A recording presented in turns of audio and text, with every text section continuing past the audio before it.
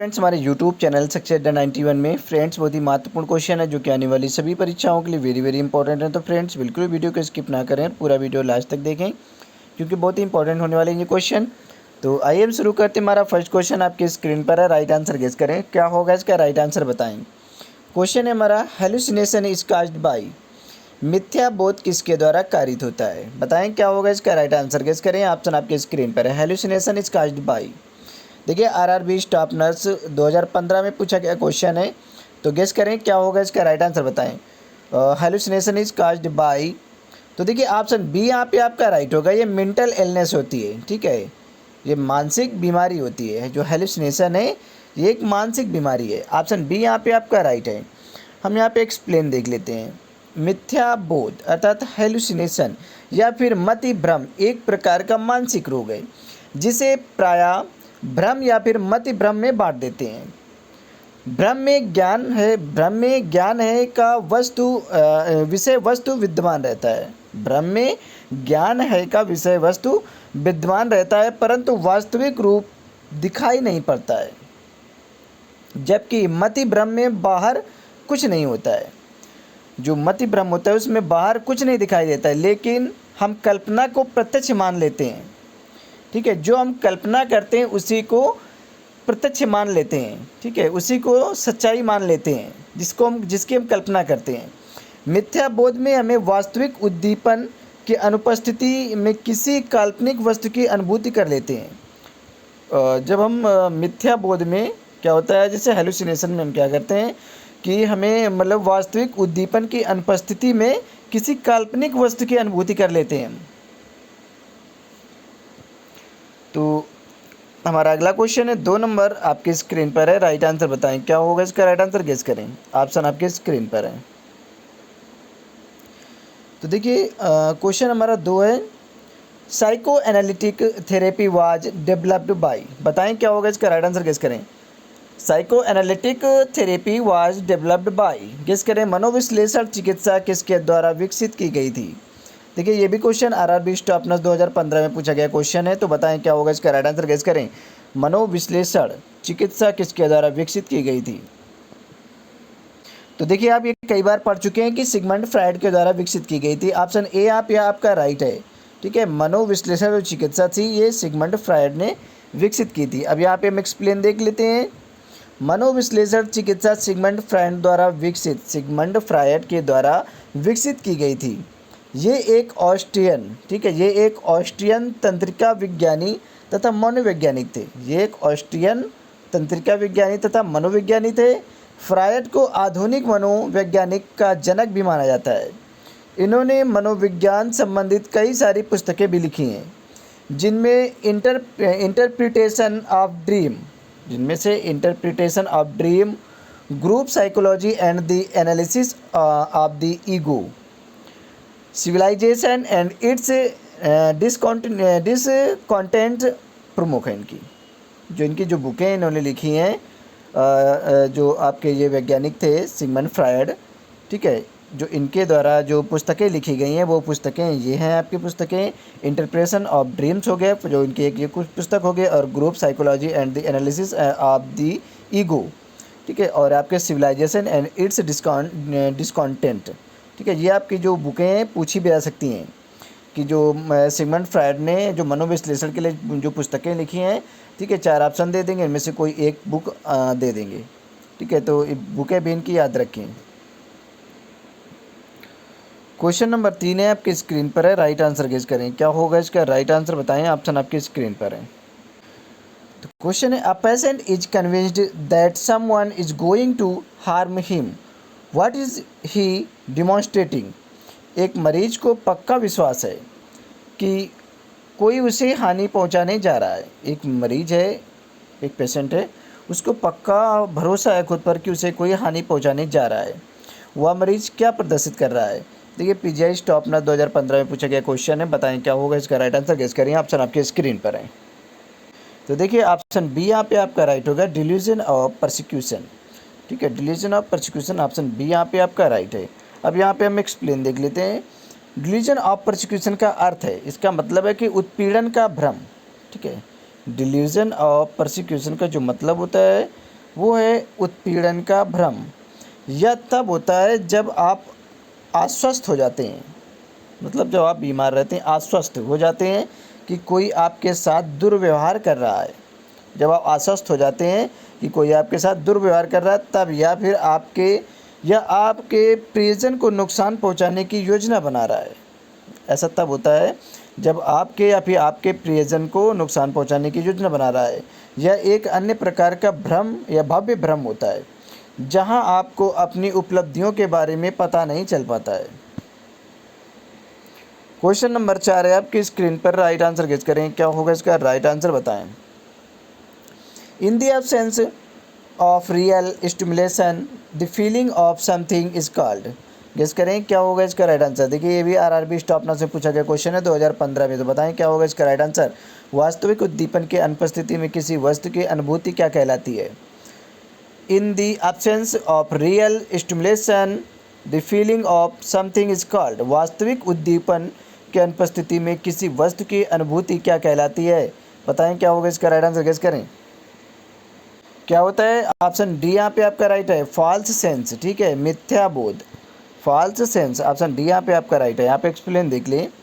मिथ्या बोध एक मानसिक विकार है, जैसे कि आप अभी पढ़ भी चुके हैं, ऊपर क्वेश्चन में आप जस्ट अभी पढ़ा है आपने कि मिथ्या बोध क्या है, एक मानसिक विकार है। इसमें वास्तविक उद्दीपन की अनुपस्थिति में किसी वस्तु की अनुभूति होती है। वास्तविक उद्दीपन के अनुपस्थिति में कोई व्यक्ति, मतलब कोई व्यक्ति वहाँ पे उपस्थित नहीं है, उसकी अनुपस्थिति में आपको वास्तविकता का अनुभव होता है। ठीक है, रियलिटी का अनुभव होता है। और इसमें भ्रम का ज्ञान, विषय वस्तु विद्यमान रहता है। ठीक है, इसमें भ्रम का ज्ञान मतलब हमेशा भ्रम बना रहता है कि कोई वस्तु है, मतलब वो वास्तविक है, जबकि वो वहाँ पे होती नहीं है रियलिटी में, लेकिन आप किसी भी चीज़ को वहाँ पे उपस्थित मान लेते हैं। तो ये मिथ्या बोध होता है, एक मानसिक डिसऑर्डर है।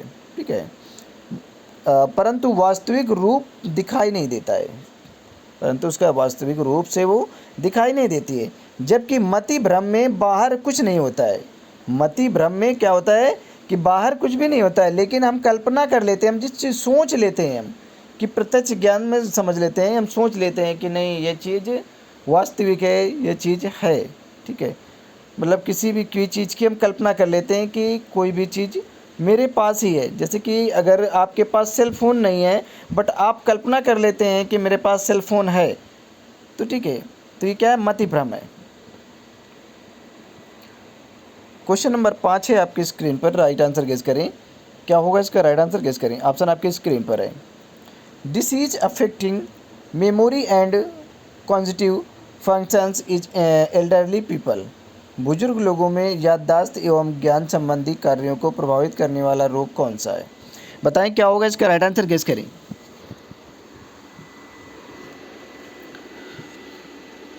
देखिए जरा से स्क्रीन रोटेट हो गई थी,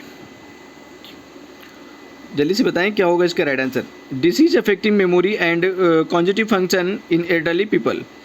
बुजुर्ग लोगों में याददाश्त एवं ज्ञान संबंधी कार्यों को प्रभावित करने वाला रोग कौन सा है। देखिए आरआरबी स्टॉपना 2015 में पूछा गया क्वेश्चन है, तो गेस करें क्या होगा इसका राइट आंसर।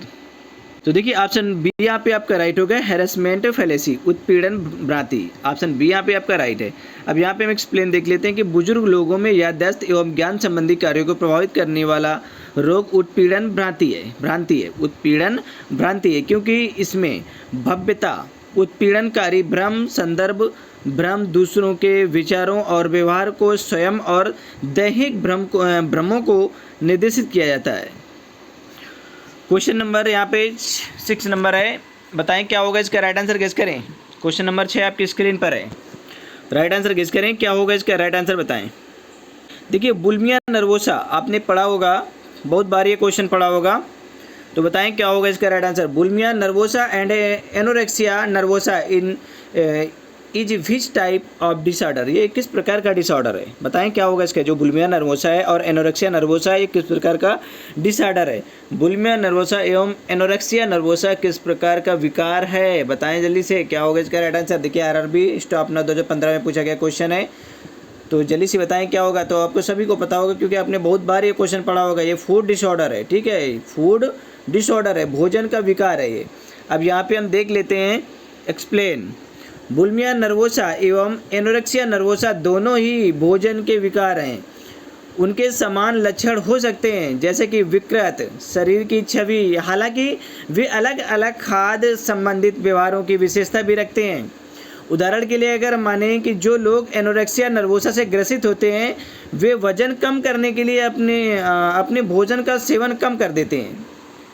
जो लोग एनोरेक्सिया नर्वोसा से ग्रसित होते हैं वे वजन कम करने के लिए अपने जो भोजन होता है उसको कम कर दे उसका सेवन कम कर देते हैं, और बुलिमिया नर्वोसा से ग्रसित व्यक्ति वजन बढ़ाने के लिए अपने भोजन का सेवन अधिक मात्रा में करते हैं। एनोरेक्सिया वाले क्या करते हैं, जो एनोरेक्सिया से ग्रसित व्यक्ति होते हैं वे क्या करते हैं, वे वजन कम करने के लिए भोजन का सेवन कम कर देते हैं, बट जो बुलिमिया नर्वोसा से ग्रसित व्यक्ति हैं वो वजन बढ़ाने के लिए अपने भोजन का सेवन अधिक मात्रा में करते हैं। तो आइए हम यहाँ पे क्वेश्चन नंबर 7 है, आपकी स्क्रीन पर है, राइट आंसर गेस करें, जल्दी से बताएं क्या होगा इसका राइट आंसर। ऑप्शन आपकी स्क्रीन पर है।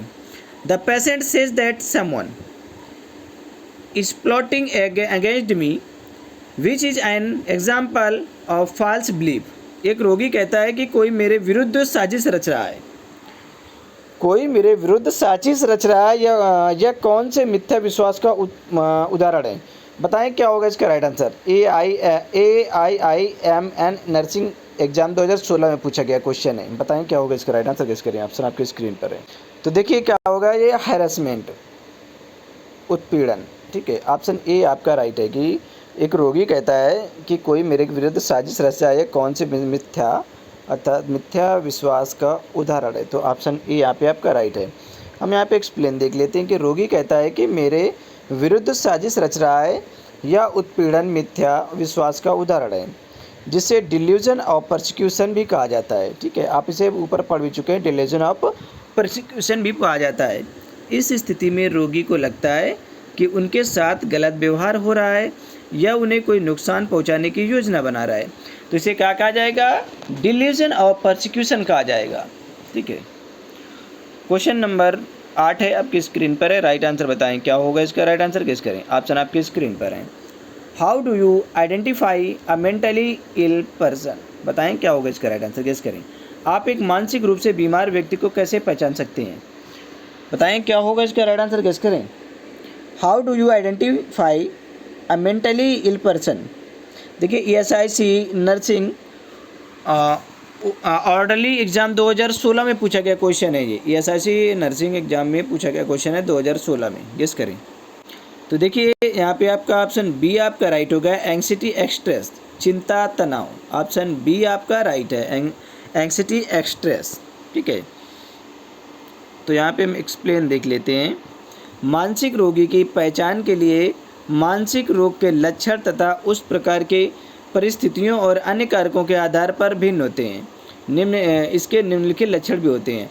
अब यहाँ पे आप देखें, उदासी महसूस करना, अत्यधिक भय या फिर चिंता करना, तनाव से निपटने में असमर्थता, थकान व फिर नींद की समस्याएं, मनोदशा में अत्यधिक बदलाव, और यहाँ पे आपकी बेचैनी का होना, ध्यान केंद्रित करने की क्षमता में कमी आदि कई कारण हो सकते हैं।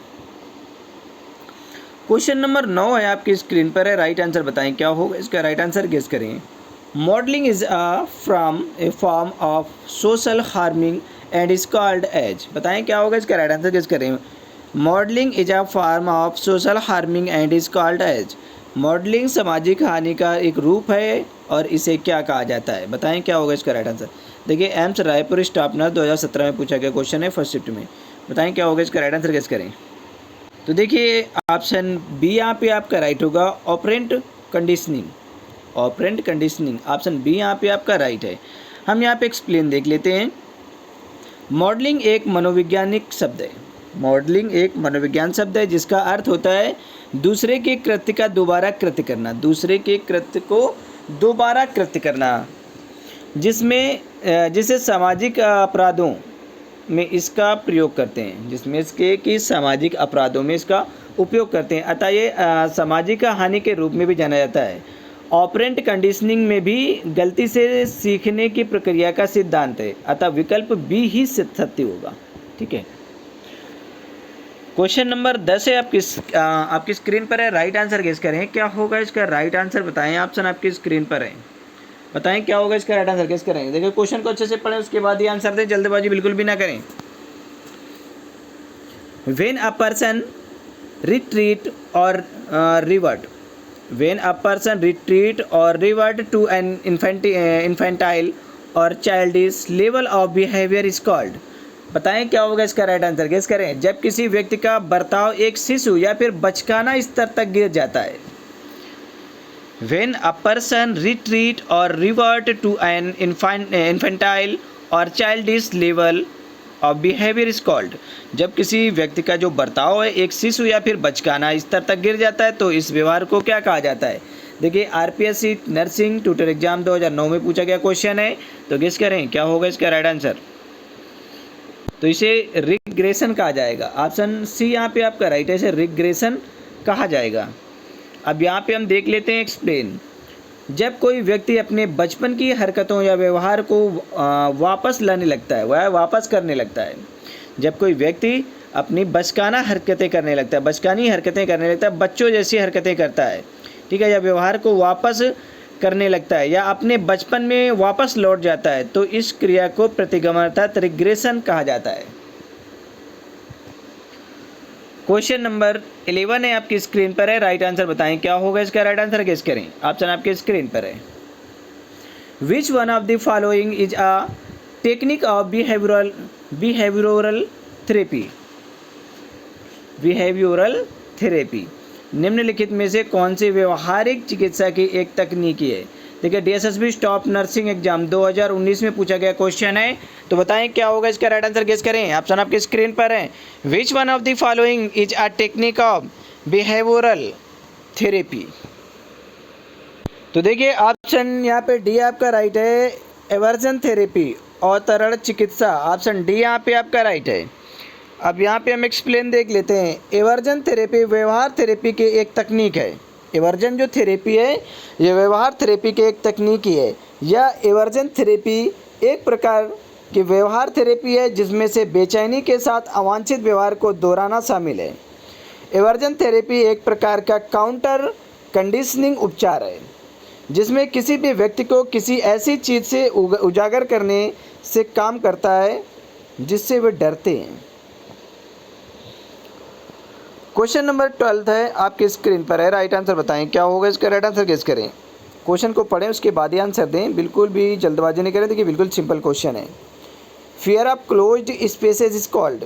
बंद जगहों से डर लगना क्या कहा जाता है। जिसे बंद जगहों से डर लगता है उसे क्या कहा जाता है, किस नाम से जाना जाता है, तो बताएं क्या होगा इसका। देखिए एमपी स्टॉप नर्स 2013 में पूछा गया क्वेश्चन है और ये यूपीपीएससी स्टॉप नर्स 2021 में पूछा गया है और आरआरबी स्टॉप नर्स 2019 में पूछा गया क्वेश्चन है। बंद जगहों से जिसे डर लगता है उसे क्या कहा जाता है, बताएं क्या होगा इसका राइट आंसर गेस करें। ऑप्शन आपकी स्क्रीन पर है। तो देखिए ऑप्शन यहाँ पे आपका बी राइट होगा, क्लास्ट्रोफोबिया। ठीक है, बंद जगहों से जिसे डर लगता है उसे क्लास्ट्रोफोबिया कहा जाता है। अब हम और भी देख लेते हैं। ठीक है, क्लास्ट्रोफोबिया बंद जगहों से डर लगना क्लास्ट्रोफोबिया कहलाता है। अब एक्रोफोबिया ऊंचाई से डर लगना, एक्रोफोबिया कहलाता है। ऊंचाई से डर लगना एक्रोफोबिया कहलाता है।